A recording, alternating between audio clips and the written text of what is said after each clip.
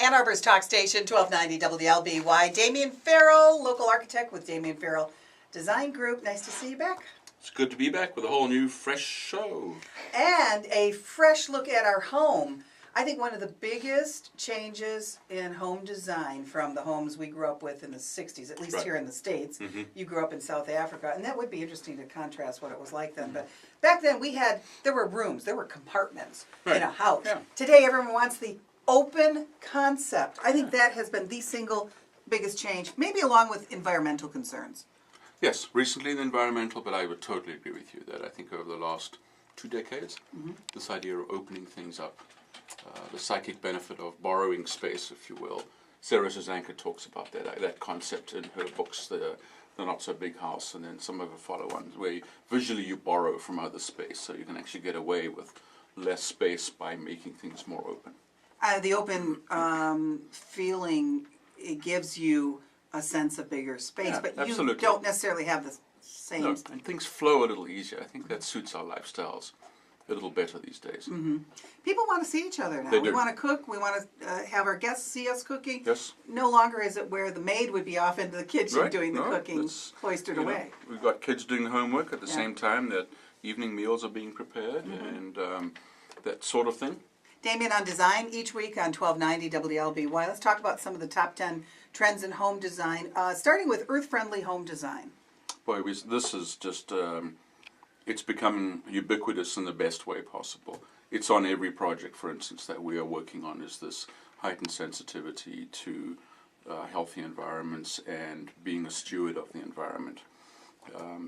So the whole idea of earth-friendly, of not having your home contribute to lessening your own carbon footprint, those kinds of things. Give me 3 areas where that has been achieved, either in the materials or the process of design of homes. In materials, the greater availability of recycled materials, and hand in glove with that, the greater variety of materials available that do not have off-gassing adhesives, the huge range of paint stains, adhesives, caulk, all those elements that no longer contain hydrocarbon fluorides, HCFs. Okay, and if there's one thing, this is what I would select as your third area. If there's one thing when you're building a home that you do, whether it's putting in solar panels or the insulation you use, what would that be for someone to have an impact on the environment in a positive way?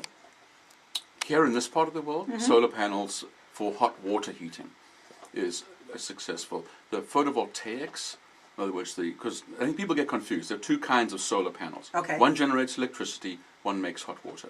All right. The ones that generate electricity are still operating on a very narrow band of the light spectrum, and I'm certain that shortly in the next few years they will broaden that, and then photovoltaics will become very much available and useful to the average homeowner.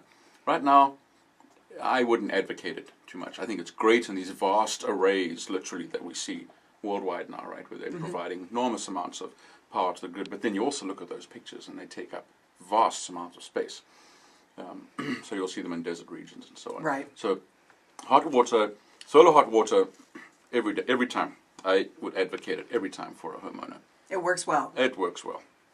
Efficient, old technology, nothing to go wrong. Okay. Yeah. Second on the list of top 10 trends, prefab home design. And we're not talking about prefab of the 70s. No, this is, and we had, as you know, we had our last week's show was that extraordinary prefab experience of listening to Dan Mooney talk about the experience in Haiti. And that really is that project and what they did with that house they did, that project, that's prefab.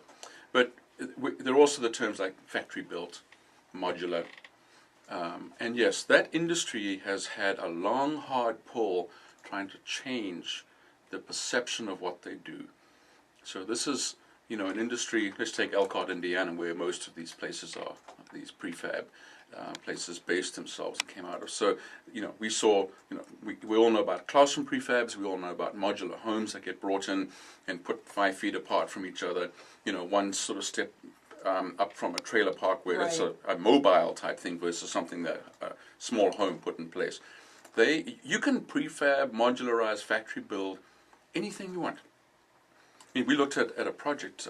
This is a real passion of ours. We did a senior care, adult foster care over in Charlotte, Michigan, which was completely factory built. It came in slices on a trailer, and it was put together in half the time that it would have taken to stick build in a traditional fashion this senior care facility. Are you the architect though? Yes. Determining how Yes. that is constructed? Okay. We did the design, and then you work with the modular company or the factory building company, and they have their own permitting process, and then it literally arrives in slices, gets craned into place.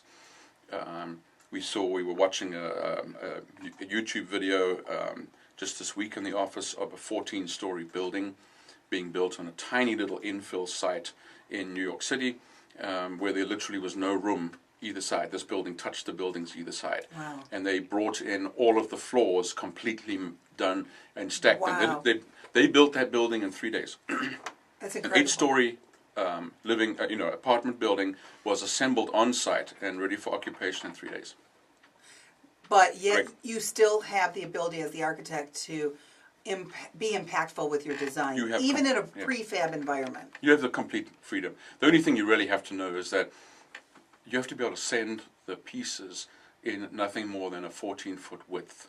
So that's what you're dealing with then. That's what you no, but you can still have. So you could have two 14-foot widths Right. that come up together Right. and are open space and make up a 28-foot room, for instance. Okay. You don't have to provide the box as a sealed unit. You can have big openings in it. Mm-hmm. So it's just that a semi will take 14 feet. If you go wider, you can do that, but then you have to have special escorts, and of course that adds to the money. Okay. So why not just keep it simple?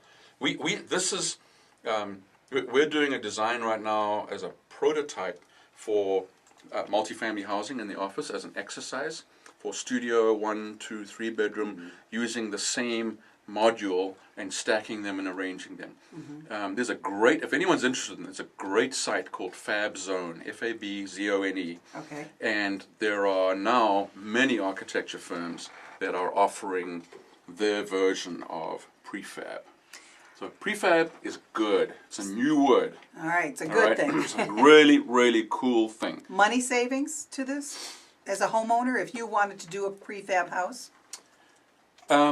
Not necessarily money saving on the actual building itself.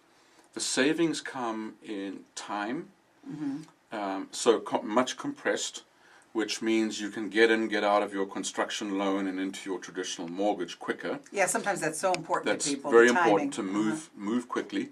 Far less waste because the thing is all coming done. Right. So you're not paying for as much dumpster fees, fewer inspections, so you're not paying for those as well. Easier hookup. You can get in and start doing landscaping, for instance, when the units are being set. And you can put anything in. I mean, the project we did in Charlotte, that thing came with lights in, hanging, the walls were painted, the bathroom was all in, Wow. the kitchen was in, the appliances were all in. The only thing, the carpet was pre-cut and rolled up because the guys had to go in and patch, two pieces together. So there was a little bit of drywall and paint involved. And so then, as soon as they were done, the pre-cut carpet was rolled out and laid down. It came with bathroom tile, everything was in there. All right, number 3 on the list. Taking old structures or different kinds of structures, factories, Yeah. and repurposing them for homes. We're seeing a lot of this. We've seen a lot of that. And of course, we've seen for years a lot of that out of some of the major cities. Right. The famous loft on the top floor of wonderful old warehouse buildings. But now we're seeing this, creeping around the country. For instance, you could add into this the adaptive reuse of some of the barn-style projects that we've done. We've now adapted 14 barns, I should say, all around the country. So that, I think, sort of falls into that. But these are fun projects to work on as well because they have lots of constraints, in a sense. And I always think constraints make for great design. So, people, the imagination that goes into this. Ed Shaffron, for instance, took the Suzuki plant, where Pontiac Trail came down and comes down and joins Plymouth Road. He took that Suzuki building and with the help of Connie Brown and to a certain extent myself, when we were working for a different firm in town, readapted that factory build into living units. Classic example here in town. I love that. I wish Detroit did more of that. Wouldn't it be marvelous? Yeah, If they I were think it's able to- creeping in there from what I'm gathering slowly, but there's just not the absorption rate, unfortunately, yet in Detroit. Right. That's coming though. Yeah. We already touched on the healthy home design, which is number 4 on the list. So let's move forward, and that's using materials that are healthy, yeah, etc. yeah. Let's move over though, and this is something of great interest over the last few weeks Yeah. following Hurricane Sandy. Storm-resistant home design. Is this going to be a norm?